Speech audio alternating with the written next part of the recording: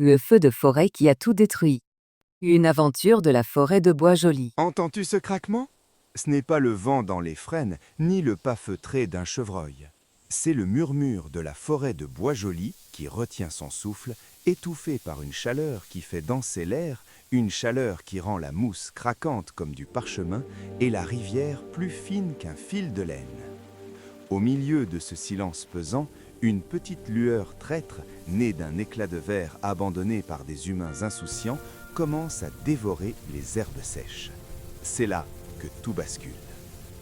Le premier à sentir la menace n'est pas le plus rapide, mais celui qui veille le plus précieusement sur ce domaine. Bougon, le vieux blaireau. Bougon, tu le connais, c'est celui qui râle dès que le soleil se lève, celui qui radote que, de son temps, la mousse était plus verte et le ciel plus bleu. Personne n'aime l'écouter, parce qu'il râle. Les jeunes animaux chuchotent quand il passe. Encore le vieux grincheux. Mais écoute bien, quand la fumée grise grimpe vers la canopée, il n'y a plus que lui pour savoir où frapper. Le renard s'affole. La biche tremble pour ses fans. Le lapin court en tous sens. Bougon, qui faisait sa sieste sous un chêne, se redresse en grommelant.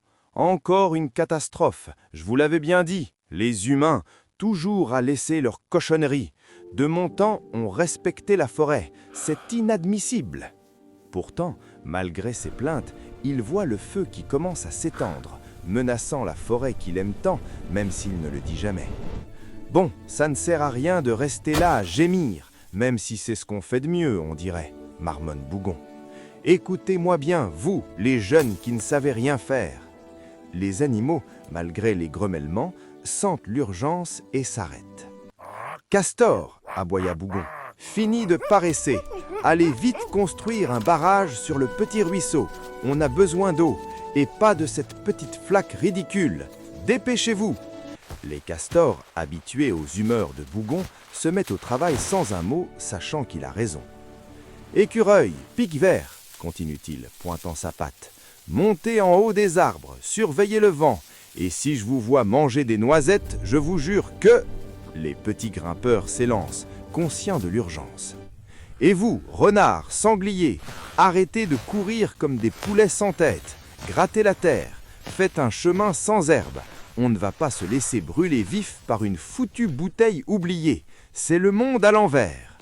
Renards et sangliers, bien que piqués par les remarques, commencent à travailler la terre, creusant une ligne de défense contre les flammes. La montée dramatique est insoutenable. Le feu, alimenté par la sécheresse, progresse rapidement. La chaleur est intense. Bougon, malgré ses plaintes, court partout, exhortant chacun. « Cerf !» crie-t-il au grand cerf majestueux qui observe perplexe. « Ne reste pas planté là comme une souche.